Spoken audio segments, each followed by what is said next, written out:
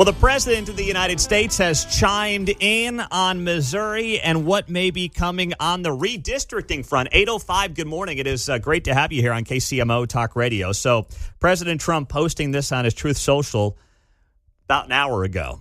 The great state of Missouri is now in, he writes here. I'm not surprised. It's a great state, he writes, with fabulous people. I won it all 3 times in a landslide. We're going to win the midterms in Missouri again, bigger and better than ever. That is from President Trump early this morning on his Truth Social.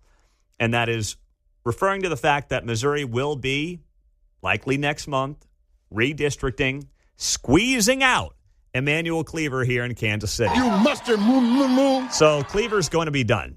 It is going to happen. We've been telling you that for a few weeks, and the question is when. It's likely going to be in the middle of September when the veto session takes place in Missouri, and it's all but a done deal now. Now, the president didn't really get any details on this. He didn't say he talked to Governor Kehoe. I do wonder if part of this is a pressure tactic as well to make sure that Missouri does what he wants. I think some of this does make Governor Kehoe a little bit uneasy.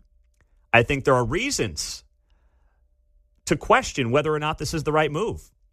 I've said as much as it sounds good to go from 7 or from 6 Republican congressional districts in Missouri to 7, go from a 6-2 map to a 7-1 map, which is what this would do, you have to be careful what you wish for.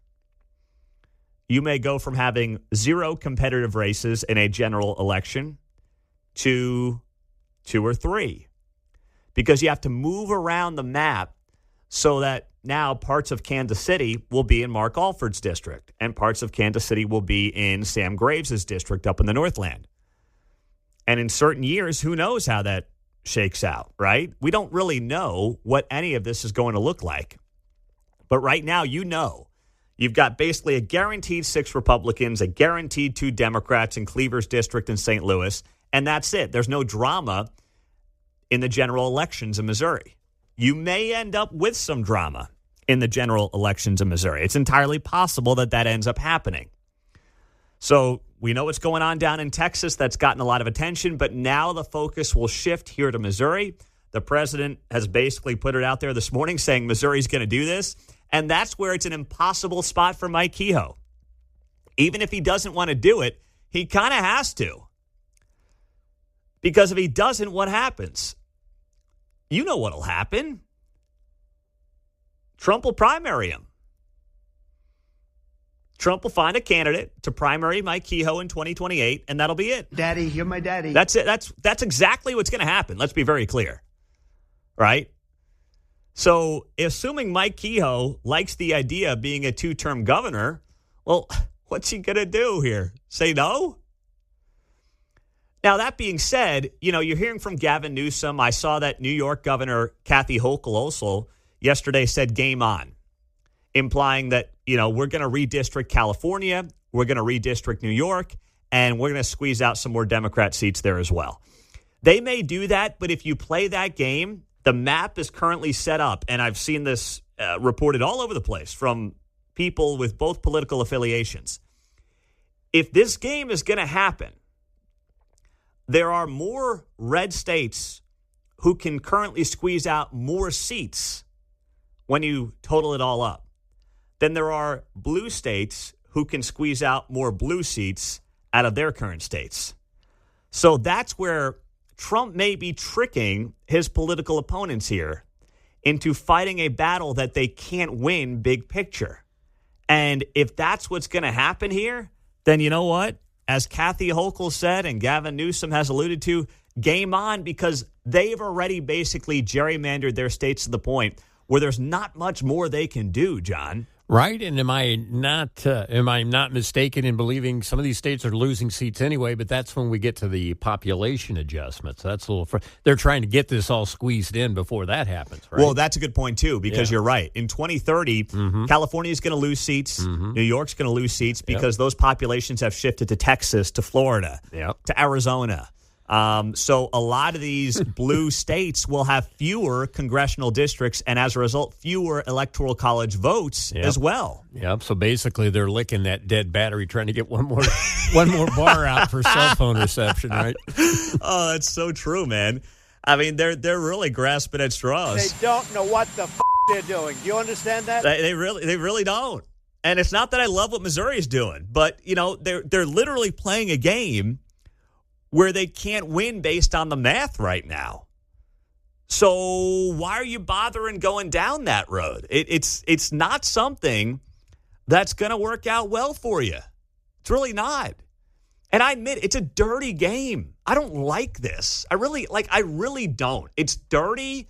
If you're a Republican in California, you're getting screwed. If you're a Democrat in Kansas City, you're getting screwed. I'll readily admit that.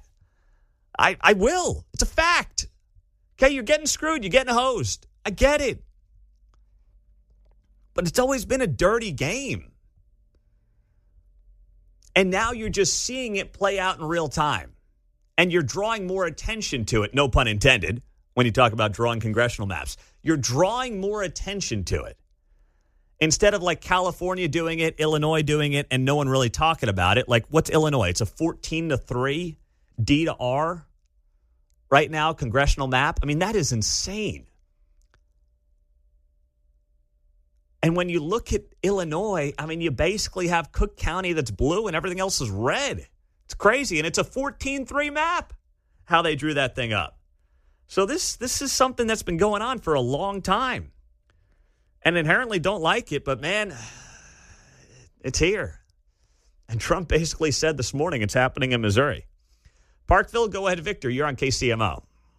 Good morning, Pete. Yeah, you made a point about the shift from population from blue states to red states. That will only have a great impact if Donald Trump and the Supreme Court can get on the board with not counting the illegals in the census. When you had that influx of 20 to 25 million illegals come in and they were shipped all around the country, if they're going to get counted in the census, I don't know that California is really going to lose that many. Well, it's believed to be the reason they held on, thank you, Victor, to as many congressional districts as they did back in 2020. But you're right. I mean, the fact that we count bodies and not citizens in redistricting is insane. And it's just beyond bizarre. Because you're right, it then encourages really bad behavior. It encourages open borders, bringing people to blue states to maintain basically electoral college power to some degree, which is nuts.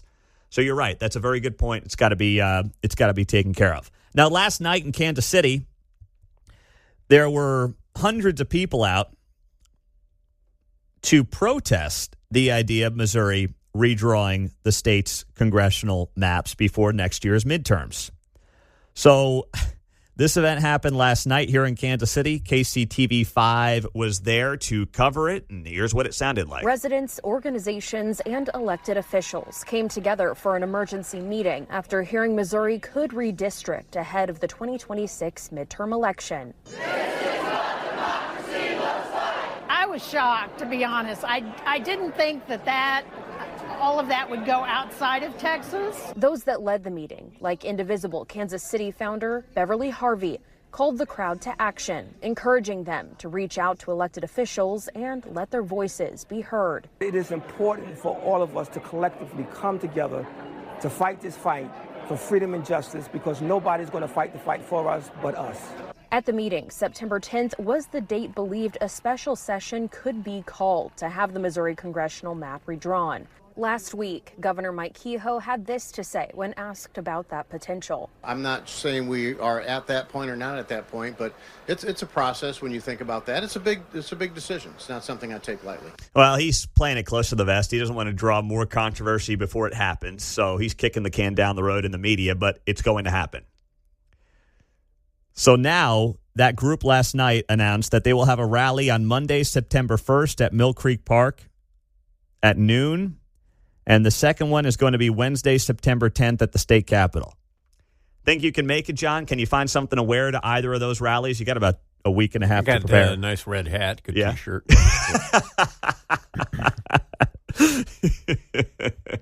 You'd look good in that, man. I think you'd stand out like a sore thumb, but, you'd be the youngest, hippest looking guy there, too, based on the event last night. My gosh, it's like a old washed up hippie convention at these things. It's crazy. It's not a good look. But, I guess it's power in numbers to some degree.